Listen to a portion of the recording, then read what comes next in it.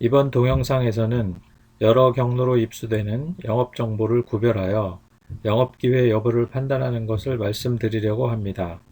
영업에 관한 정보는 관리하고 있는 고객으로부터 나오는 것, 각종 마케팅 활동으로부터 생성되는 것, 협력업체로부터 발생되는 것 등 다양한 경로로 수집될 수 있습니다. 이 과정에서 말씀드리고 있는 영업 사이클은 고객 발굴, 영업 활동, 수주로 구분하고 있습니다. 영업정보와 영업기회를 구분하는 이유는 영업사원이 가능성이 높은 영업기회에 집중하고 영업정보를 관리하여 실적을 높이기 위한 것입니다. 영업사원들은 매일 영업정보를 습득하고 있습니다. 영업정보의 소스는 매우 다양합니다. 마케팅 활동으로 만들어지기도 하고 영업기회 때문에 만나고 있는 고객과의 회의에서 다음 투자 계획 등에 대한 정보를 파악하기도 합니다. 이와 같은 영업 정보를 리드라고 부르기도 합니다. 그러나 모든 영업 정보가 영업의 가능성이나 잠재력이 있는 것은 아닙니다. 획득한 영업 정보를 반트를 통해서 영업 기회로서의 잠재력이 있는지 구별하는 것이 중요합니다. 이번 시간에 사용하는 용어를 설명하겠습니다. 반트는 예산, 책임자, 욕구, 일정을 뜻하는 영어 단어의 앞글자로 만든 단어입니다. 영업정보와 영업기회를 구별하는 가장 기본적이고 단순한 방법으로 영업정보에서 반트의 4가지 중에 2개 이상이 yes로 답변이 가능한 경우에 해당 영업정보는 영업기회로 등록하고 영업활동을 하게 됩니다.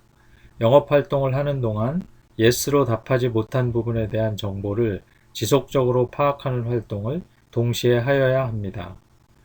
컴펠링 이벤트는 고객사 혹은 담당 고객이 구매 계획 혹은 투자 계획을 실행할 수밖에 없는 강렬한 사건이 존재하는지에 대하여 탐색하는 것입니다.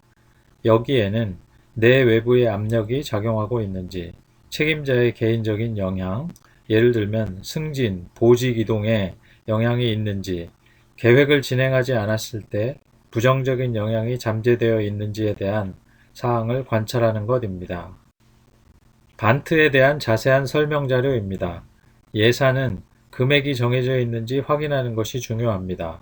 정해진 금액을 고객이 비밀로 하고 있는 것인지, 대략적인 예산이 있는 것인지 파악하는 것이 좋습니다.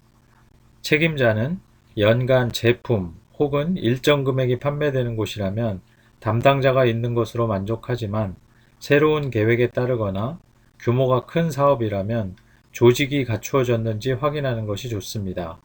조직의 책임자를 파악하면 더 좋습니다. 욕구, 니즈는 고객이 반드시 해결해야 되는 과제, 법령 등의 변경이 고객에게 주는 영향, 과거의 사고나 장애 경험 등이 계획에 반영된 경우가 해당됩니다. 일정, 타이밍은 고객의 투자, 구매 계획에 따른 실행, 구현되어야 하는 일정이 정해져 있는 경우가 해당됩니다. 다음 장에서 몇 가지 예를 들어 보겠습니다. 간단한 사례입니다. 고객이 사용하고 있는 지하 데이터 센터가 지난주에 인근 지역에 발생한 홍수로 인하여 침수 피해를 입었습니다. 고객 담당자가 피해를 당한 장비의 교체를 위하여 가격 견적을 요청해 왔습니다. 반트를 사용하여 보겠습니다. 예산이 있는지의 여부는 위의 요청만으로는 확인할 수 없습니다. 그리고 예산 집행을 결정하는 고객도 알지 못합니다. 그러나 침수 피해를 복구하기 위하여 장비를 반드시 교체해야 하는 니즈는 있습니다. 그리고 데이터 센터의 특성상 가능한 신속하게 장비가 구매되어 교체되어야 합니다. 그래서 4가지 중에 적어도 니즈와 타이밍은 예스가 됩니다. 이 영업 정보는 영업 기회로 전환하여 시스템에 등록하고 필요한 영업 활동을 시작하여야 합니다. 견적을 만드는 데 필요한 장비의 사양, 장비의 수량, 납품 시기 등 고객의 요구사항을 파악하는 영업 활동을 시작해야 합니다. 이번 사례는 영업사원이 세미나 혹은 조찬 모임에서 고객에게 얻을 수 있는 영업 정보입니다. 반트를 사용하여 구별해 보면 고객이 얘기하고 있는 온라인 셀프 서비스 도구와 관련한 계획이 있다는 것을 알 수 있습니다. 그러나 이 고객의 얘기만 가지고는 반트에 해당되는 구체적인 정보는 파악할 수 없습니다. 그러나 매우 중요한 정보임에는 틀림없는 것 같습니다. 영업사원은 고객과 방문 약속을 하고 구체적인 정보를 파악하는 활동을 시작해야 합니다. 반트에 두 가지 이상이 예스가 된 이후에 영업기회로 만들어 영업활동을 해야 합니다.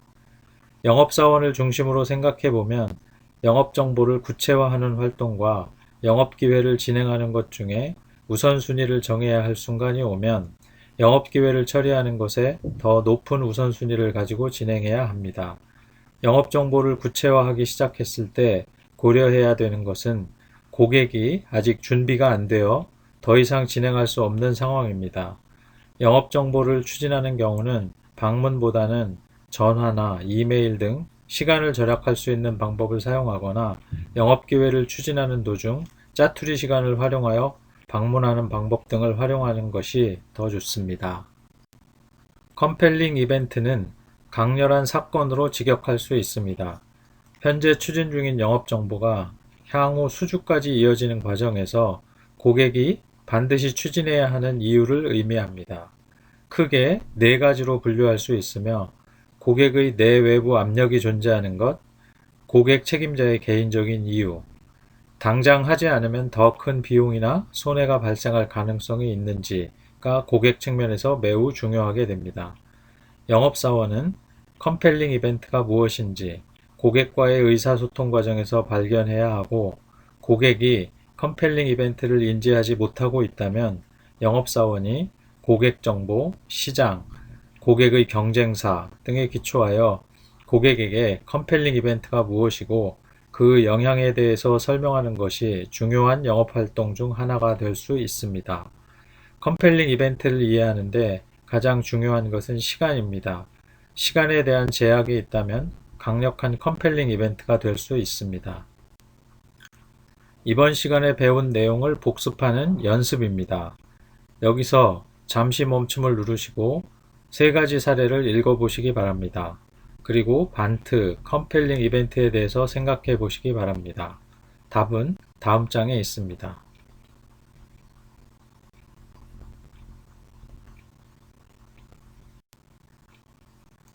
솔루션 영업을 하는 것은 영업사원을 통하여 기업 간의 니즈가 교환되는 것이라고 생각합니다. 영업사원과 고객은 서로 다른 니즈를 갖고 있게 됩니다.